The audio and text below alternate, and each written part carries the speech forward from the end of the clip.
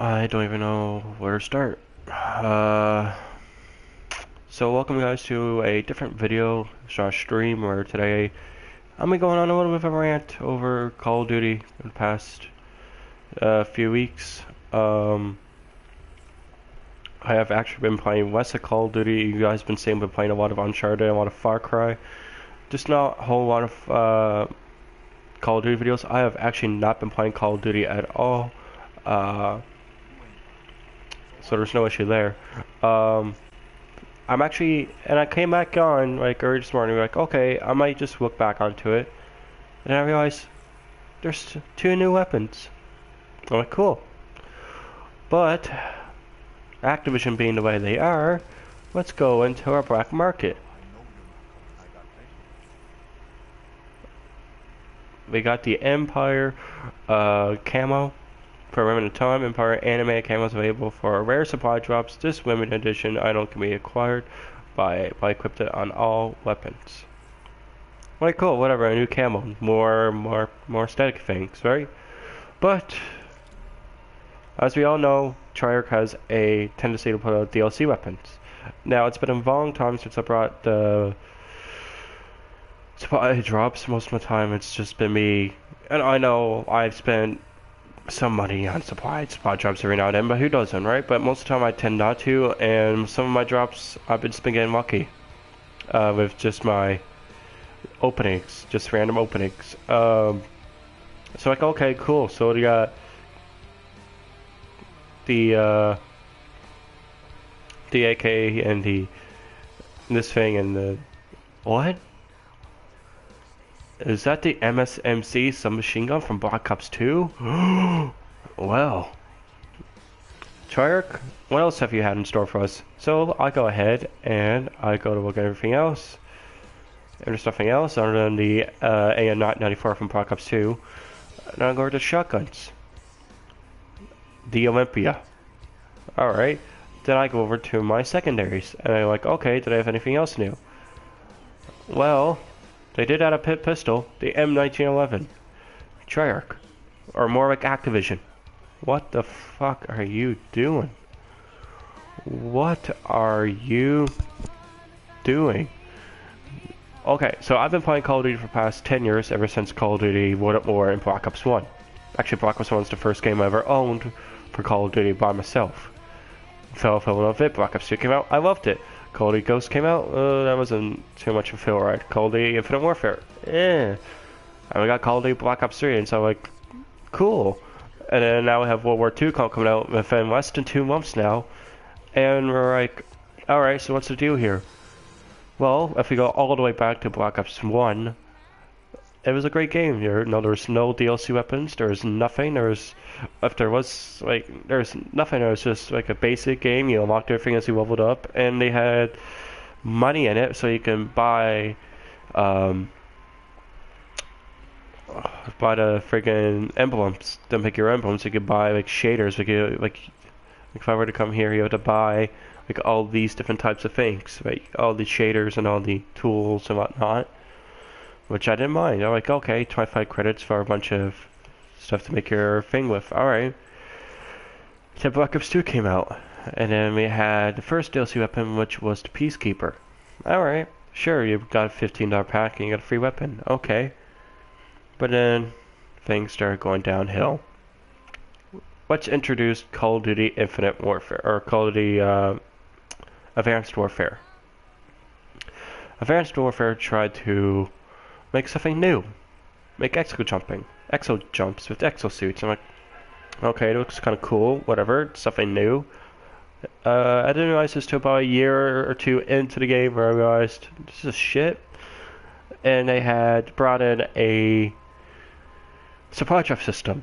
I'm like, okay, let's just think of where this goes. You know, let's just see what they do with this. Maybe it's just going to be cosmetic things. Then they added, you know, with that they added new exo, like the back, your exosuit, kind of like you got here. So if we go to our specialist, it would be kind of like this, where you have special variants or special cool designs for your exosuits. We're like, okay, this is alright. And camos, alright. Then they brought in weapons. Weapons. Which was okay. Which wasn't too bad, you know, a lot of people were good with this, you know, a few weapons weren't too bad. Until they kind of went over the edge. Where they made the supply drop system full of weapons and cosmetic things. Now, Advanced Warfare wasn't received very well at all. Maybe it's because there are supply drops. Activision, sorry, what? Oh, I could have sworn I said something bad about Activision. But then we had Black Ops 3. We're like, okay, this is going to be the savior, you know? It's going to be the same thing as we have for Black Ops 1 and Black Ops 2. And it's like, alright, David, or even like David Von der Haar and everybody else at Treyarch were like, yeah, it's just going to be cosmetic things like all your body and your heads and your thoughts. So like, okay, whatever. And then they added weapons. Then they started to add certain weapons. Then they started to add these kind of weapons. They started adding like weapons like the HG40 and the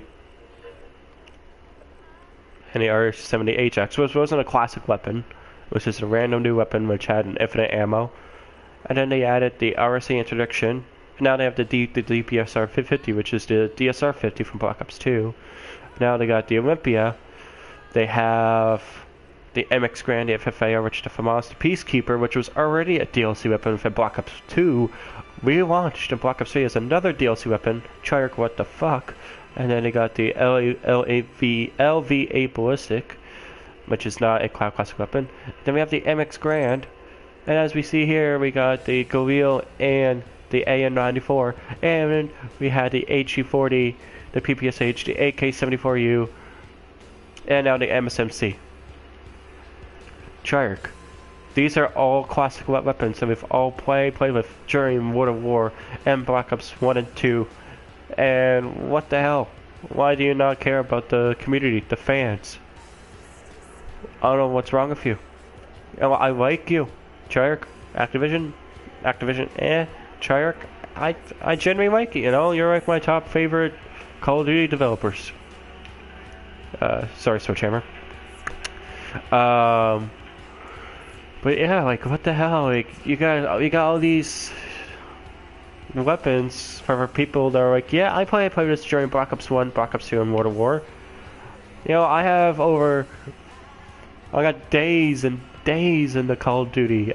Like, I got almost 28 hours or 28 days played in Call of Duty World at War. I got almost 35 days played in Call of Duty Black Ops 2. I got 29 days played in Call of Duty Black Ops 1. What does that all matter? Nope. All Treyarch see are money. Or no, sorry, no. All Activision sees are money and numbers. To us, they're just numbers. They don't care if we've had 1,000 days played on Black Ops 1, Black Ops 2, or World of War. We're just numbers. They don't care about us. They care enough to say, hey, here's some new weapons, but they don't care enough to say, hey, you've been playing this game for 10 years, this franchise for 10 years, and we've given you not free, they've given you some classic weapons, but none of them were free. Not a single one of them. And I've seen people spend thousands of dollars on supply drops just to say, hey, I spent almost $2,000. Oh, nice, on supply drops. I'm like, oh, what'd you get? Oh, I just got one weapon. Excuse me? You're like, yeah, I only got one weapon. You know, that money couldn't go to school ever. But a new weapon. I want it. I want the MX Grand. I want the FFIR. I want the Peacekeeper. I want the M16. I want the AK-74U. People. It's just a game. Calm the f down. And I genuinely love Call of Duty, okay? I'll sit down, I'll play from time to time, but I realize now I'm spending less time on it. And like I said, I walked in like, oh cool, Treyarch added something new. Okay, let's see what this update has. The Olympia. And the MSMC. Two popular weapons from Black Ops 2 and Black Ops 1. Treyarch, what the hell have you done? You know? I don't know anymore. I don't know why you do this to us. You treat us as fans saying, hey, we got new weapons, but yet you just bring them in as supply drops. People don't like the supply drop system. Okay, they're all swap machines. Like I said, you could spend $1,000 to $2,000 on a swap machine and come up with nothing. It's the same thing with this freaking bullshit supply drop system.